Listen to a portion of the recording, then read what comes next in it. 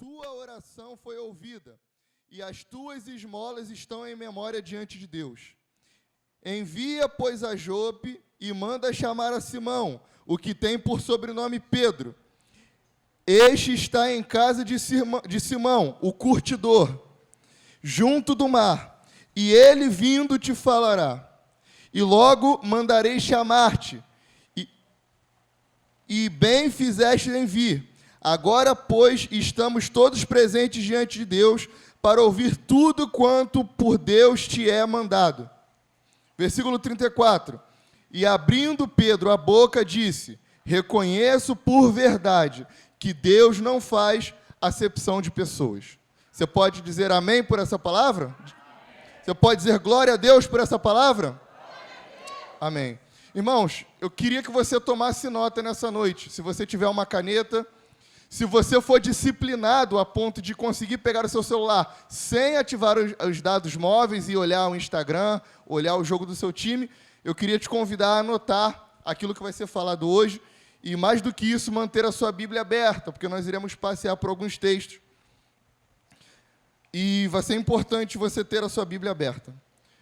Nós estamos falando sobre jejum, estamos numa série de mensagens a respeito do jejum, iniciando hoje, e queremos falar a respeito da importância do jejum para a vida do crente, mas, sobretudo, pelo fato de estarmos no ano do reavivamento, ou buscando um poderoso avivamento.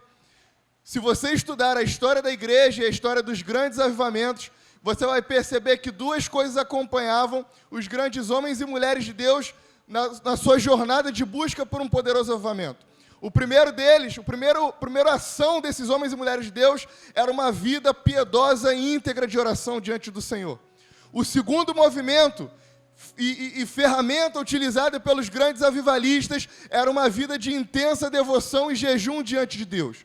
Então, aquilo que precede um avivamento, o que antecede um poderoso avivamento, é uma vida de oração, lágrimas e jejum diante da presença de Deus.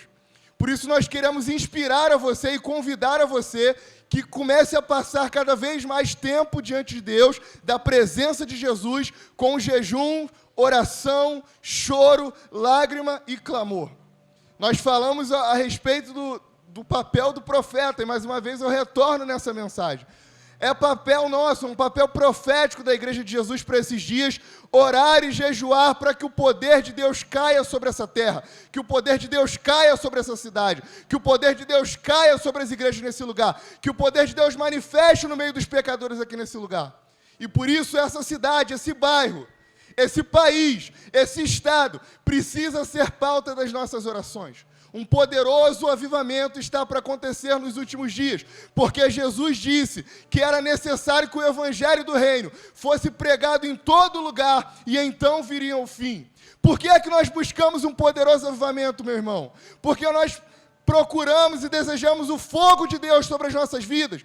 Não é apenas para que a gente sinta esse fogo maravilhoso, esse poder maravilhoso, mas é para que nós possamos ser catalisadores, potencializados pelo poder de Deus, para pregar o evangelho a toda criatura. Por que é então que nós buscamos o poder de Deus? Para que, empoderados pelo Espírito Santo, iremos a Jerusalém, sim, mas também em Samaria, Judeia e aos confins da terra. Nós precisamos do poder do Espírito Santo para isso, meu irmão. Eu preciso do poder do Espírito Santo para isso. Nós precisamos desse revestimento do poder, assim como o apóstolo Paulo disse, a minha pregação. O apóstolo Paulo, talvez um homem de 1,55 m, 1,60 m, pequeno, mas o homem mais inteligente da sua época, disse no seu tempo, a minha pregação não consiste em palavras persuasivas, mas em demonstração de poder. Se for para subir e pregar, se for para falar sobre o amor de Deus, nós precisamos estar ungidos pelo poder do Espírito Santo. E nós entendemos que o jejum é essa ferramenta importante. O texto que nós lemos vai falar da história de Cornélio. Atos no capítulo 10 vai dizer que Cornélio era um homem temente, justo diante de Deus, um homem que dava esmolas, um homem que ajudava os pobres e os miseráveis da sua época, e um homem que gastava tempo em oração. Cornélio passa por 4 dias de jejum, intenso jejum e oração. E ele diz que ao 4º dia de jejum e de oração, o anjo do Senhor aparece para ele e diz: Cornélio, manda chamar Pedro. Cornélio manda chamar Pedro, manda 2 dos seus servos, seus criados, irem chamar Pedro. Vão até Pedro e dizem a Pedro aquilo que o seu senhor Cornélio havia dito. O Espírito Santo naquele momento testifica com Pedro a mensagem que ele havia falado com Cornélio, e Pedro decide caminhar com esses senhores para a casa de Cornélio, porque algo poderoso estava para acontecer naquela cidade, naquele lugar, naquela casa, naquela família. Mas Cornélio foi sensível ao Espírito Santo, porque estava em dias, em lágrimas, jejum, clamor e oração diante de Deus.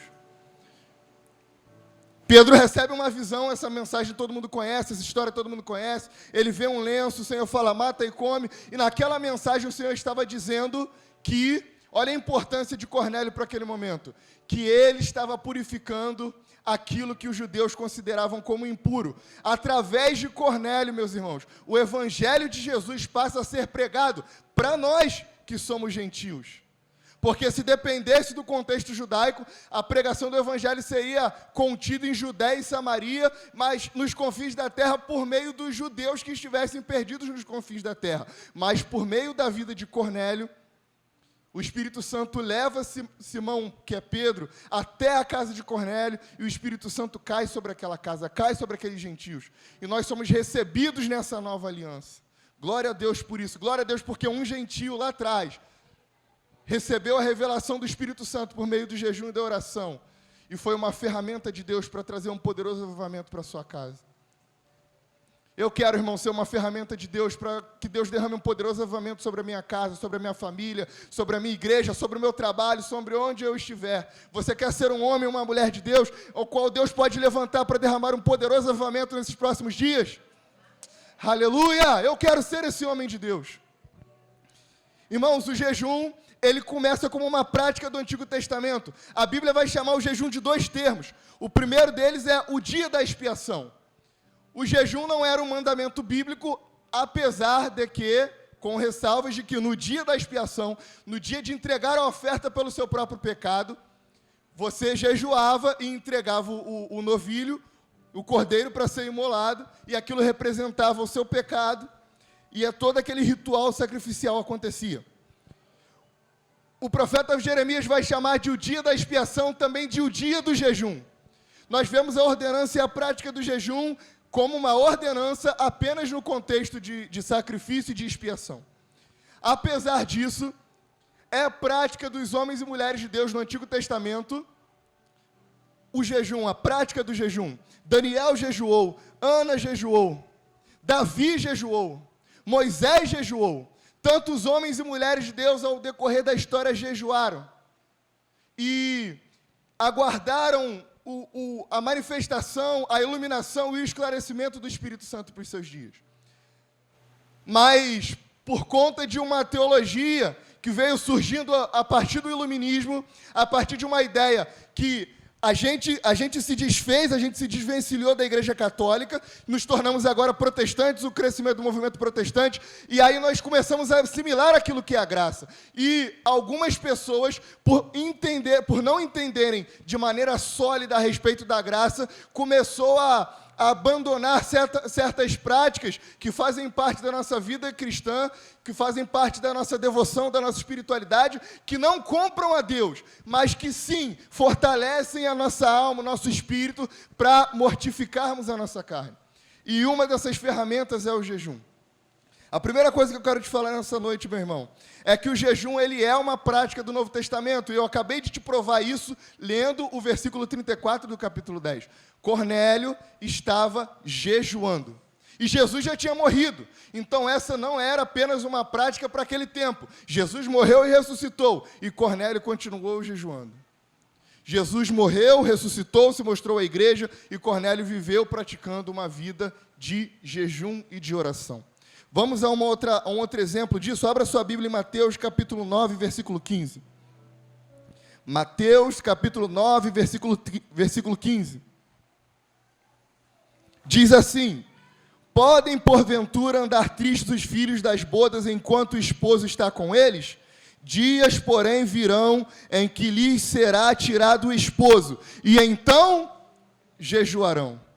Jesus, os discípulos, os fariseus, eles indagaram por que é que os discípulos de João, até os discípulos de João jejuavam, mas os discípulos de Jesus não jejuavam. E Jesus responde: por que eles jejuariam se o noivo ainda está com eles? Mas vai chegar um momento em que o noivo será tirado do meio deles, e então eles jejuarão. O noivo foi tirado do nosso meio. E ele disse: é necessário que eu vá, para que eu envie o meu Espírito Consolador. Nesse tempo, então, em que Jesus vai e deixa conosco o seu Espírito, nesse momento Jesus diz que então jejuarão.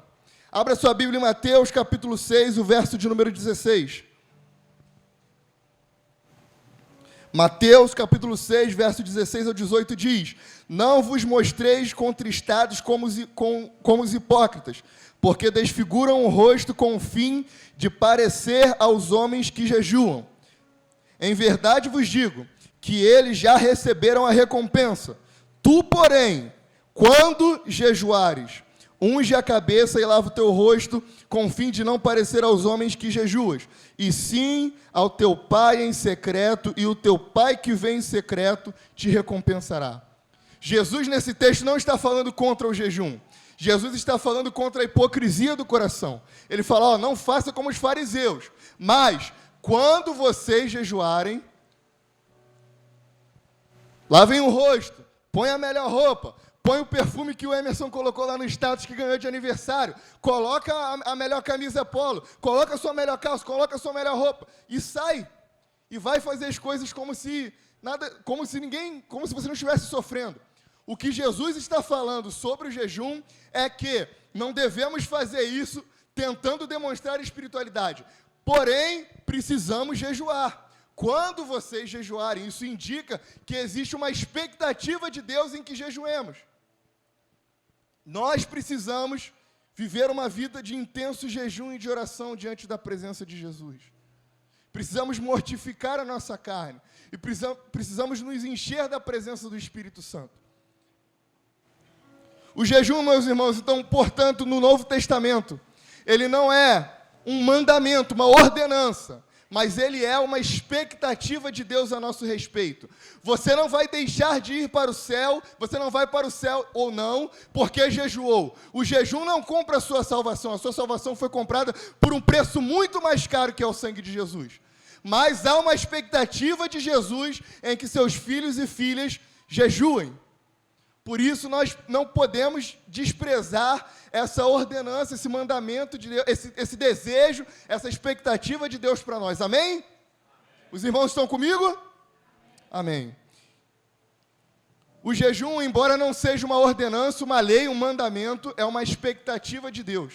Deus não ordena de nós o jejum, mas Deus ordena de nós a santidade. E o jejum é, então, a ferramenta que Deus nos deu para mortificar a nossa carne e, de fato, nos tornarmos santos, como Ele nos ensinou e nos ordenou que nós fôssemos. Sede santos, como eu sou santo. Por isso precisamos do jejum. Precisamos desenvolver essa prática para as nossas vidas.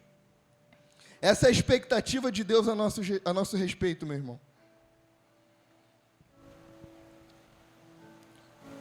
E aí eu quero falar com vocês a respeito dos tipos de jejum. A gente vai começar por aí. O primeiro tipo de jejum é o jejum parcial. Abra sua Bíblia em Daniel, capítulo 10, versículo 3.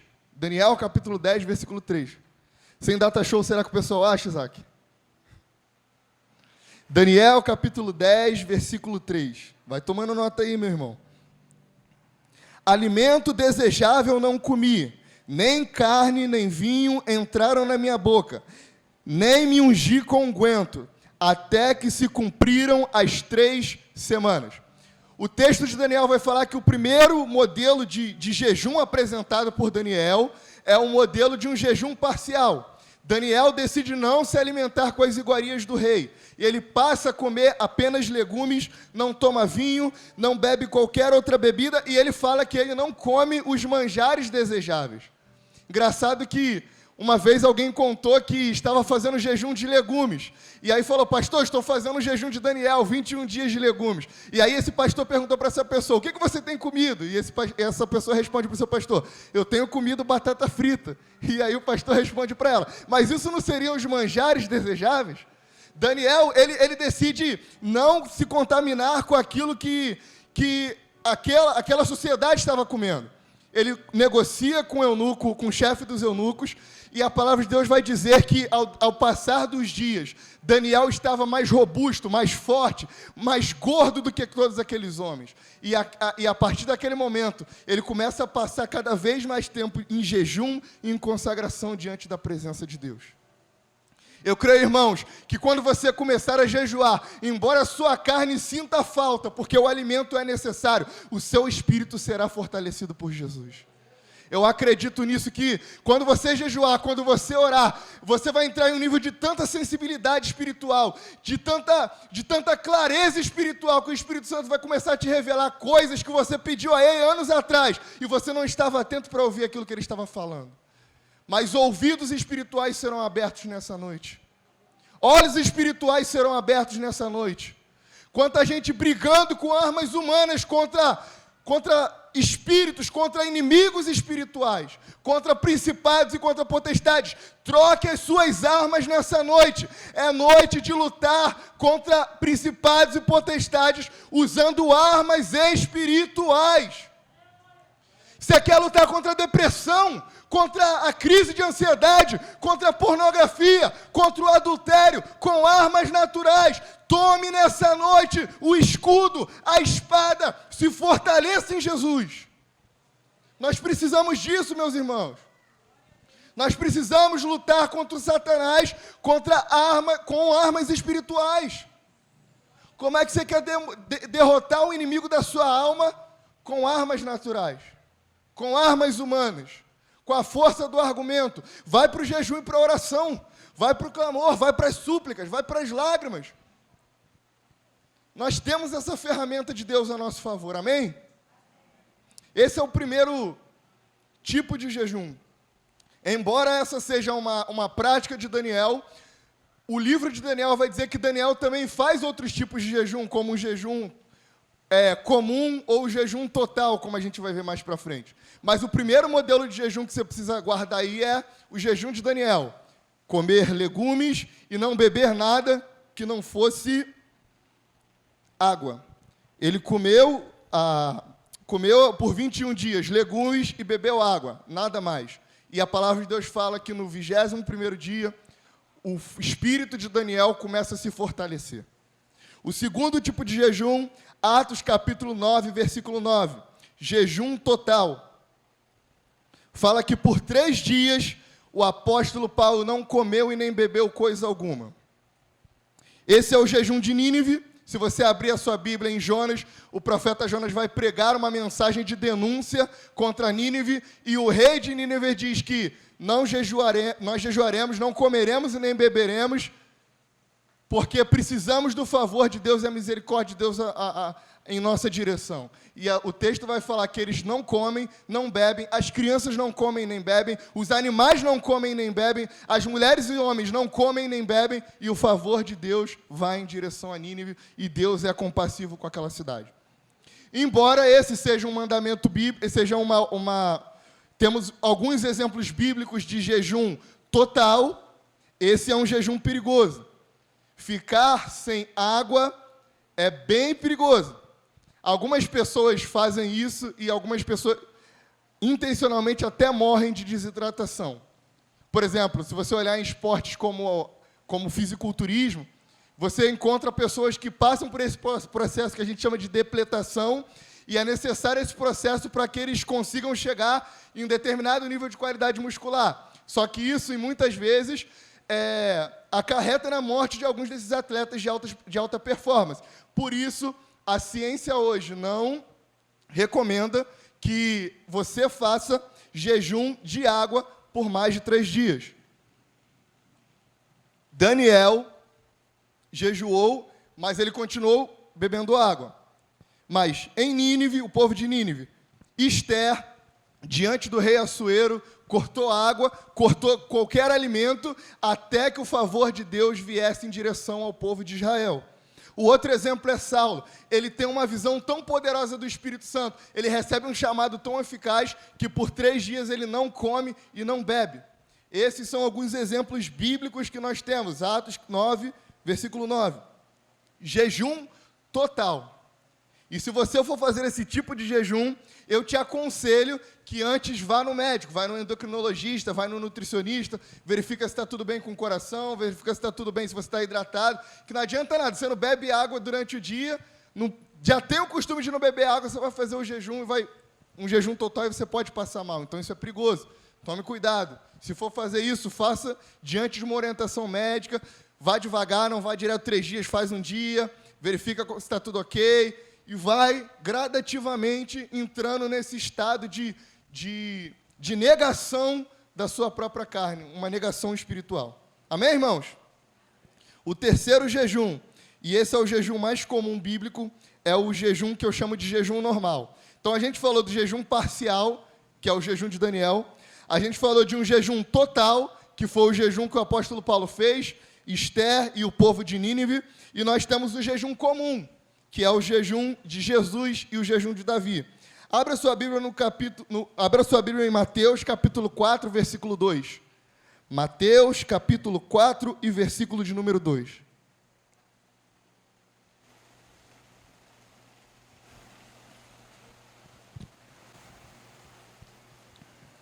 Diz assim, Mateus 4, 2. E tendo jejuado 40 dias e 40 noites, depois teve fome. O texto não diz que Jesus teve sede, mas diz que ele teve fome. Então, subentende-se que o jejum que Jesus fez, embora ele estivesse no deserto, foi um jejum de comida. Mas existem alguns relatos de homens que, sobrenaturalmente, fizeram jejum por muitos e muitos dias de comida e bebida. Humanamente, isso é impossível, meu irmão. Moisés ficou lá 40 dias naquele monte, não comeu e não bebeu, mas foi uma situação sobrenatural. Assim como também Elias, que passou muito tempo em jejum, não comeu e não bebeu, mas sobrenaturalmente foi alimentado por um anjo. Então, o jejum total, meus irmãos, é um jejum que deve ser observado com cuidado. Mas existe um jejum comum, que é o jejum bíblico, que é o jejum mais comum na Bíblia, que é o jejum que Jesus fez. 40 dias e 40 noites sem comer nada, apenas bebendo, e teve fome depois daqueles dias. Esse é o mesmo jejum que Davi faz quando ele ouve do profeta que o seu filho vai morrer, e ele se põe em panos de saco e não come nada, e fica ali naquele jejum parcial, até que ele percebe que o favor de Deus não viria na sua direção, então ele decide voltar a comer.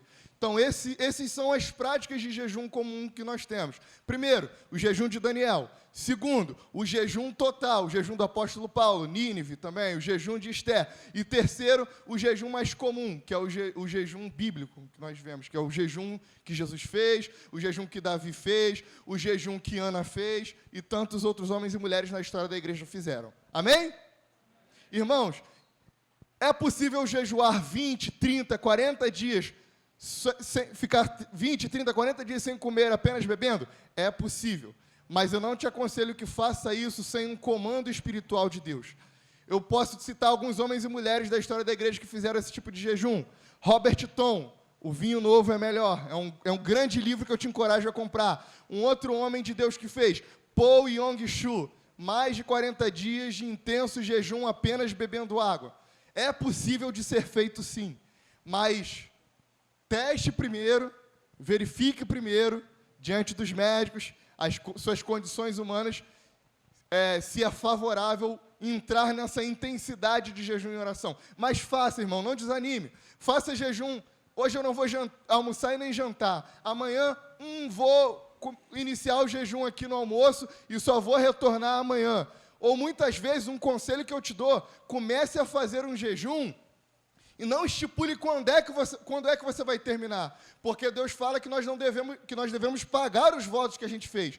Por isso, inicie um jejum e fala, Senhor, eu vou na dispensação do seu espírito, até onde eu aguentar. Se eu não tiver que interromper por uma questão muito importante, vai jejuando, meu irmão, até você entender que você aguenta, vai até onde você consegue.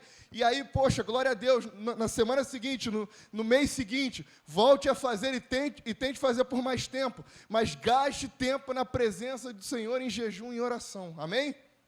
Nós precisamos intensificar essa prática nos nossos dias. E eu quero te encorajar a fazer isso. Nós vamos ver muitos exemplos ainda aqui hoje de homens e mulheres que fizeram isso e que foram intencionalmente impactados pelo Espírito Santo.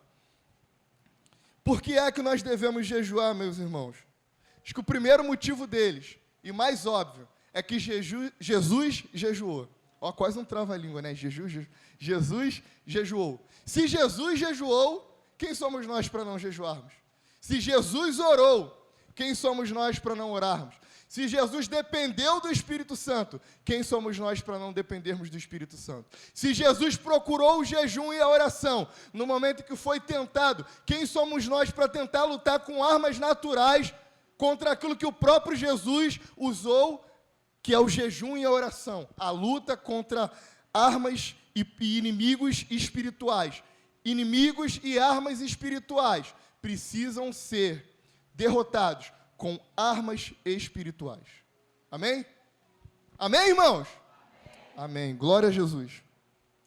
O jejum é um meio que nós nos consagramos para recebermos o direcionamento. Diga, direcionamento. É um meio para recebermos autoridade. Diga, autoridade. E é um meio para recebermos poder. Diga, poder. Poder do Espírito Santo, direcionamento, autoridade e poder do Espírito Santo. Vamos olhar isso aqui no texto? Marcos capítulo 2, verso de número 22. Eu sei que as últimas pregações foram pregações mais, avivadas e tal, mas nós precisamos nos preparar, irmãos, com a nossa mente também para aquilo que o Espírito Santo quer fazer. Nós precisamos estar prontos. Nós precisamos desejar isso intensamente. Quando o Espírito de Deus derramar o seu fogo, o seu poder, a sua presença sobre as nossas vidas, nós não podemos ser pegos de surpresa. Nós temos que estar, Senhor, eis-me aqui, eis-me aqui, eis-me aqui. Envia-me a mim, envia-me a mim, envia-me a mim. Ou como Evan Robert gritava em Gales, Senhor, dobra-nos, dobra-nos, dobra-nos, Senhor. Mas nós precisamos estar prontos para o poder de Deus, para o direcionamento de Deus, para a presença do Espírito Santo. E ninguém deita vinho novo em odres velhos. Doutra sorte, o vinho novo rompe os odres e entorna-se o vinho, e os odres estragam-se o vinho novo. E ele deve ser deitado em odres novos. O vinho novo deve ser deitado em odres novos. O texto de Marcos 2, capítulo 21 e 22, vai falar de pelo menos dois aspectos importantes do jejum. O primeiro aspecto do jejum é a mortificação da carne. E esse aspecto do jejum eu não quero falar hoje. O Isaac vai falar na próxima semana. O aspecto do jejum que eu quero falar hoje é o direcionamento, é a autoridade e é o poder que nós recebemos do Espírito Santo por meio dessa prática. Jesus está dizendo que o vinho novo, que representa o Espírito Santo, ele não pode ser deitado, não pode ser colocado em odres velhos. O odre era aquela capinha, sabe aquela capinha que você vê no filme ou nas séries sobre Jesus, que eles bebiam água e bebiam vinho, que era feito de tecido, o tecido ele meio que ressecava, era muitas vezes feito de pele de camelo ou de couro, e os recipientes líquidos eram colocados ali dentro. Mas, por conta da fermentação que acontecia no processo da uva, o odre velho, ele rachava e perdia-se o conteúdo que estava ali dentro. Por isso, para você passar dias no deserto, para você passar dias em peregrinação, era necessário que as bebidas, que os vinhos, que as águas, elas fossem colocadas, todo o líquido fosse colocado em um novo odre. Jesus está dizendo que ele não pode derramar o Espírito Santo sobre a vida dos cristãos se eles forem velha criatura. Nós precisamos ser novas criaturas em Deus.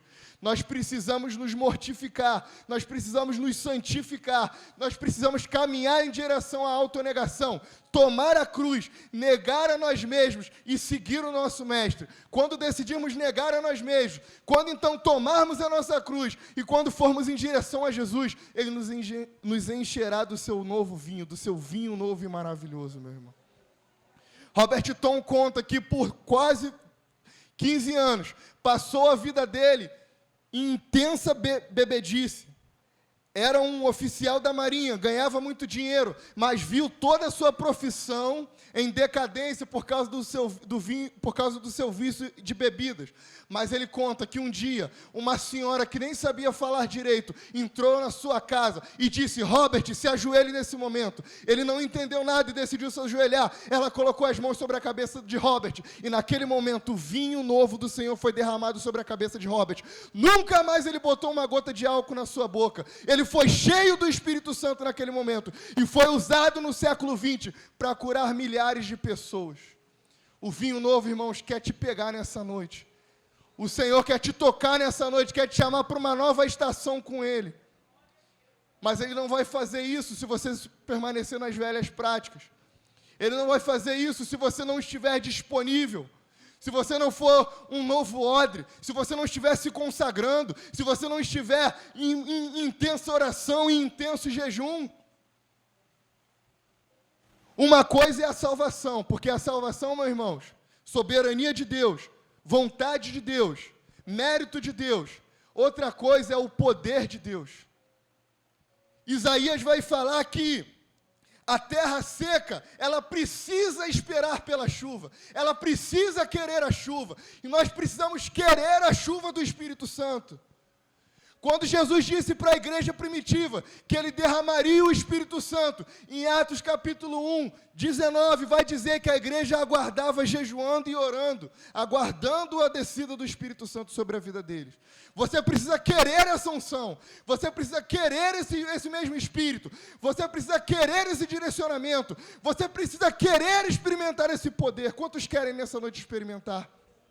Quantos estão dispostos a experimentar o Espírito Santo? E esse querer, meus irmãos, é seguido de ação, choro, jejum, oração e lágrimas diante da presença do Altíssimo. Não é assim, eu quero. E chega em casa, Facebook, Instagram, YouTube, LOL, Free Fire. Cadê o Natan? E o Free Fire, né, Natan? Nós precisamos reagir da maneira como nós queremos. Nós precisamos nos comportar de maneira que demonstre a Jesus que nós ansiamos por esse vinho novo sendo derramado sobre as nossas vidas. A promessa de Deus, meus irmãos, para os últimos dias não é que os idosos sofreriam de doenças. A promessa de Deus para os últimos dias, meus irmãos, não é que os jovens sofreriam de depressão e ansiedade e estariam imersos em um contexto de ateísmo, mas a promessa de Jesus para os últimos dias é que o Espírito dele seria derramado sobre toda a carne, que velhos sonhariam, que jovens teriam visões, que o Espírito dele converteria os pais aos filhos, os filhos aos pais. Essa é a promessa de Jesus para os últimos dias. Eu vou derramar o meu Espírito sobre toda a carne. Sobre toda a carne. Sobre toda a carne.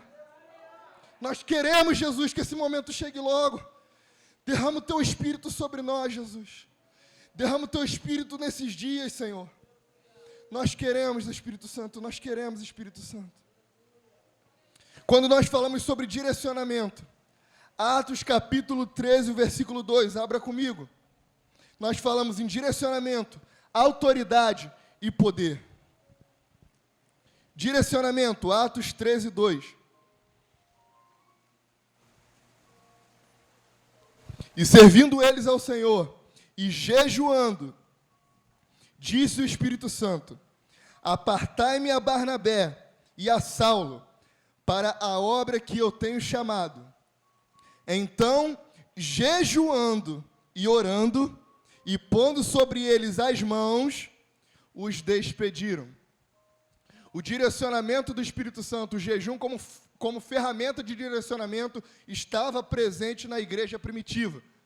Os apóstolos de Jesus não ousavam levantar um diácono, um presbítero, um evangelista, qualquer pessoa que fosse para trabalhar no meio da igreja, ou levar o evangelho de Jesus sem antes buscar em jejum e oração o direcionamento do Espírito Santo.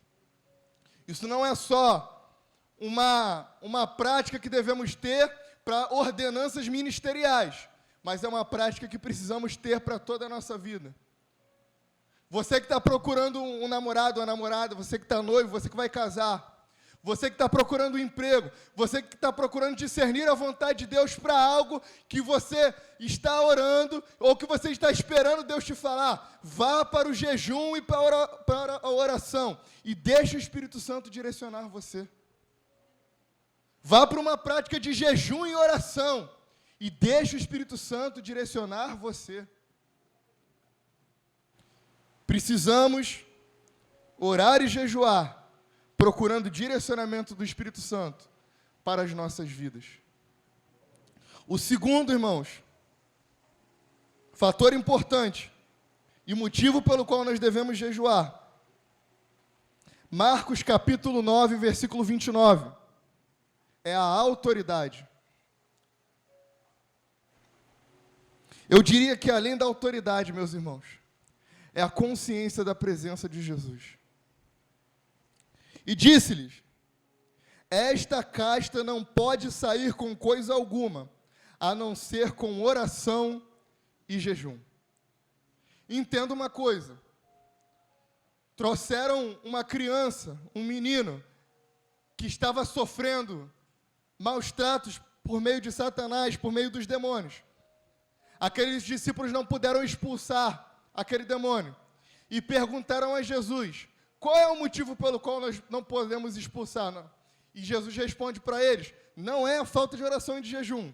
Jesus responde para eles, é por causa da vossa incredulidade. E aí em seguida Jesus diz para esses discípulos, porque esta casta não sai senão com jejum e com oração. O jejum e a oração são meios de Deus para nos tornarmos conscientes da presença de Jesus. Porque quando você está jejuando, meu irmão, quando você está com fome, você está dizendo para a sua própria carne, você quer ser alimentada, né? Mas esse é o momento de ser alimentado pelo Altíssimo. Você quer comer, não é? Você quer beber, não é? Mas nesse momento, eu digo não para você e digo sim para o meu Senhor. Quando nós fazemos isso, o nosso íntimo se enche de fé. Nesse momento que o nosso íntimo se enche de fé, nós somos dotados de uma autoridade de Jesus para expulsar demônios, para dizer, saia para principados e potestades. Você quer mais um texto? Daniel capítulo 10, versículo 13. O texto que nós acabamos de ler fala sobre isso. Daniel diz que se sentiu doente e por 21 dias ou 3 semanas, ele decidiu jejuar. Mas ele estava se sentindo doente, sabe? Mal, triste. Algumas pessoas vão dizer, Daniel, por muito tempo, por alguns dias eu me senti triste. E por causa disso eu decidi jejuar. Até que, o final do capítulo 10 vai dizer, que ele recebe a revelação de Deus para aquele tempo, para aquela sociedade, a visão que deveria ser dita para aquele rei. Mas no momento que ele estava recebendo a revelação de Deus, um principado, uma potestade, se colocou diante dele e impediu que ele continuasse recebendo a mensagem que ele estava recebendo. E ele diz que foi então que o anjo Miguel, o arcanjo Miguel, apareceu e protegeu ele e permitiu que ele continuasse recebendo a mensagem que ele estava recebendo. Daniel sentiu algo estranho no seu espírito e decidiu lutar com armas espirituais contra inimigos espirituais. Deixa eu te contar uma coisa. O ano de 2020 foi o pior ano da minha vida. Tudo deu errado. Família, trabalho, sonhos, planejamentos, projetos. E por onde eu passava, o Senhor dizia que existia uma batalha espiritual intensa acontecendo. Mas os meus olhos espirituais não estavam abertos. E eu tentava lutar usando armas naturais contra principados e potestades. Até que um dia, Deus usou a minha mãe e falou para mim assim: você precisa jejuar, você precisa orar para lutar com armas espirituais contra inimigos espirituais. Quando eu decidi fazer isso, meus irmãos, eu lembro que eu estava na sala da minha casa. Todas as sextas-feiras a minha família se reunia para orar. E naquele dia, peculiarmente, especificamente naquele dia, a minha mãe me chamou para orar por mais tempo. E estava naquela sala apenas eu e minha mãe orando. O Espírito de Deus desceu sobre aquele lugar, como nunca antes havia descido sobre a minha casa. A glória de Jesus preenchia aquela sala. E eu só conseguia tremer diante da presença de Jesus. Eu fui tomado pelo Espírito Santo numa língua espiritual. E eu sentia, eu ouvia, e eu falava, e eu dava ordens ao mundo espiritual. O Espírito Santo naquele dia me tomou para, em autoridade, repreender principados e potestades que estavam atuando contra a minha casa e contra a minha família. Desde aquele dia, todas as coisas foram revertidas para a glória de Deus. Tem algo acontecendo na tua casa, na tua família, no teu trabalho, comece a lutar com armas espirituais contra principados e potestades. Diga não, demônio, aqui não, na minha casa não, na minha família não, no meu ministério não. Século 20, T.L. Osborne, você pode procurar no YouTube, um dos maiores televangelistas de cura. A história diz que quando ele entrava no país, ele era tão cheio do Espírito Santo, meus irmãos, que onde ele tocava as pessoas eram curadas pelo Espírito Santo. E ele falava assim: Senhor, eu não posso tocar em todo mundo, por isso eu vou parar de tocar nas pessoas para que elas sejam curadas, e eu vou começar apenas orar e ministrar de longe para que elas sejam curadas. E quando T.L. Osborne pegava o microfone e falava: Senhor Jesus, ministra sobre essa igreja, as pessoas eram tomadas pelo Espírito Santo. E a história vai dizer que quando ele descia do avião, ele pulava: diabo, eu cheguei! E esse país é pequeno demais para nós dois. O Senhor quer levantar um poderoso exército que vai dizer para Satanás: você não, aqui não, na minha casa não, na minha família não, no meu ministério não. Eu te repreendo em nome de Jesus. Mas nós precisamos lutar com armas espirituais. Jejuar, orar, clamar, intensificar, meu irmão. Essa apatia espiritual, essa mornidão. Jesus te chamando há muito tempo para um ministério, para um pastorado, para uma liderança, para influenciar uma geração. E você não consegue sair dessa apatia, dessa mornidão espiritual. O Senhor está te levantando nessa noite dizendo: ore, jejue, busque a minha presença e resista ao diabo, e ele fugirá de você. Vamos buscar a presença do Altíssimo, meus irmãos. O terceiro e último motivo é o poder de Deus. Um outro texto. Atos capítulo 19, versículo 15.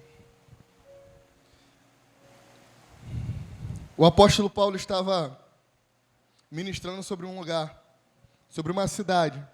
Pessoas estavam sendo curadas e tocadas pelo Espírito Santo. Alguns judeus que praticavam exorcismo decidiram expulsar demônios que estavam se manifestando e diziam: que o Deus de Paulo te repreenda, que o Jesus de Paulo te repreenda.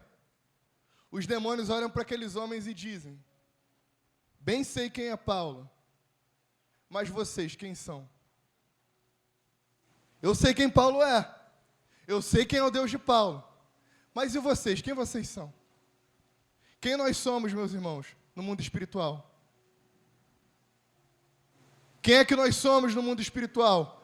Que quando Satanás pensa em entrar na nossa casa, na nossa família, no nosso casamento, ele pensa duas vezes, fala: não, aqui eu não posso, aqui eu não consigo, aqui eu não tenho brecha. Quem somos nós no mundo espiritual? O apóstolo Tiago vai longe, ele fala assim: você crê em Deus? Top, versão Gabriel. Crê em Deus? Maneiraço.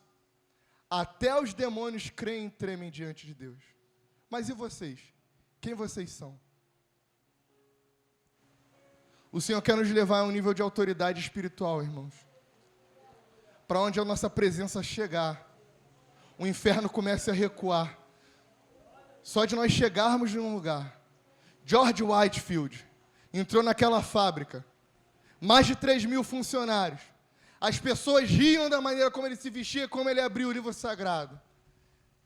Mas quando ele fechou os olhos e estendeu as mãos para os céus, a nuvem da glória de Deus repousou sobre aquele lugar.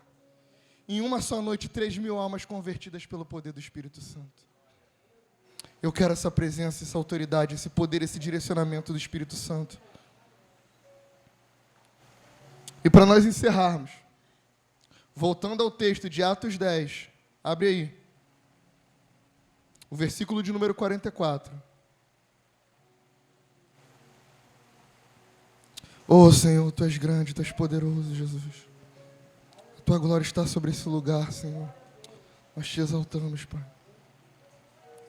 E dizendo Pedro ainda estas palavras, caiu o Espírito Santo sobre todos os que estavam ali e que ouviam a palavra. E os fiéis que eram da circuncisão, todos quantos vinham com Pedro, maravilharam-se de que o dom do Espírito se derramava também sobre os gentios, porque ouviam falar línguas e magnificar a Deus. E naquele momento Pedro batizou todos que estavam ali. E eles receberam o Espírito Santo de Deus. Billy Graham tinha um grande ministério, mas era influenciado por amigos, teólogos liberais. E ele conta que ele passou por uma grande dificuldade na sua fé, porque as pessoas diziam que ele, por muito tempo, tentava provar que a Bíblia era a palavra de Deus.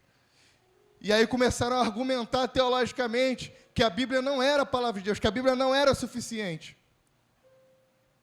Billy Graham decide sair de casa, sobe ao monte, ora e jejua. O poder de Deus desce sobre ele. E naquele momento, ele disse, nunca mais abri a Bíblia. Na verdade, quando a procurava, era como se as palavras de Cristo tivessem saltado sobre mim. Nunca mais procurei a Bíblia no sentido de tentar provar que ela era a palavra de Deus. Eu simplesmente recebi a autoridade que esse livro tinha. E concebi em mim, essa é a palavra de Deus. E nunca mais tentei provar aos homens, apenas decidi pregar o Evangelho. E quando fiz isso, as almas vinham em direção ao Calvário. Charles Finney, e aqui eu encerro. Já contei essa história aqui. Depois de muito custo, entendeu que ele tinha na sua vida o Espírito Santo, mas não tinha ainda o poder do Espírito Santo. Até que ele decide buscar com jejum e oração. E ele conta que passou alguns dias numa floresta orando. Só ele em oração e jejum, oração e jejum. Clamando intensamente para que o fogo e o poder de Deus caíssem sobre a sua vida. Um dia andando sobre as ruas de Nova York, o poder de Deus cai sobre a vida de Charles Finney. E ele diz que a vida dele nunca mais foi a mesma. Antes de receber o poder do Espírito Santo, Charles Finney já concentrava nas suas reuniões 2, 5, 10 mil pessoas ouviam ele pregar. Mas ele conta que era como se eu estivesse seco e de mim nada saía. Mas quando naquele dia, andando naquelas ruas, o poder de Deus caiu sobre mim, após buscar em intenso jejum e oração a presença de Deus, a minha vida foi abrilhantada e nunca mais foi a mesma. A glória de Jesus caiu sobre mim e as pessoas recebiam a glória de Deus através das minhas palavras. Eu quero isso para a minha vida, meus irmãos. E eu sei que você quer também. Deixa eu só te dar uma terceira e última dica. Nós falamos sobre jejum. E algumas pessoas, pelo menos essa nova geração, faz muito jejum de redes sociais. Eu só quero trazer luz ao seu coração nesse momento. Quando você for jejuar diante de Deus, não fique simplesmente sem comer e vai lá mexer no WhatsApp, no Facebook, ver o resultado do jogo. Quando você decidir jejuar, passe integralmente tempo na presença de Jesus. Ah, mas eu tenho que arrumar a casa. Arrume glorificando a Deus, coloque um louvor para tocar, ouça uma pregação, mas não existe a possibilidade de jejuarmos e fazermos qualquer outra coisa, senão uma necessidade. Ah, eu preciso trabalhar. Tudo bem, trabalhe em jejum, é legítimo. No mundo que nós temos, no tempo que nós temos, a gente não consegue passar 10, 15, 20 dias de jejum e faltar 20 dias de trabalho. Mas se decidiu jejuar, se afaste das redes sociais, se afaste da internet, se afaste da televisão, passe tempo com o Espírito Santo.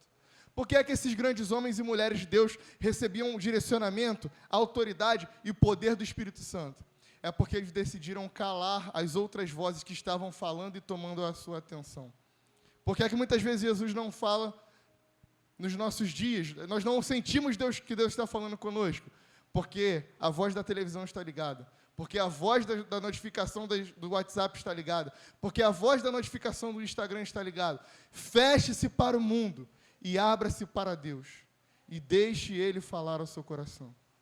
Eu quero fazer um convite especial aqui nessa noite. Se essa palavra faz sentido para você, e se você está comprometido a passar os próximos dias jejuando, se você está fazendo isso e está se sentindo encorajado a permanecer a fazer isso, eu quero te chamar aqui na frente para nós orarmos juntos, para que nós nos tornemos uma igreja que jejua, uma igreja que ora, uma igreja que busca pela presença de Jesus. E você fala,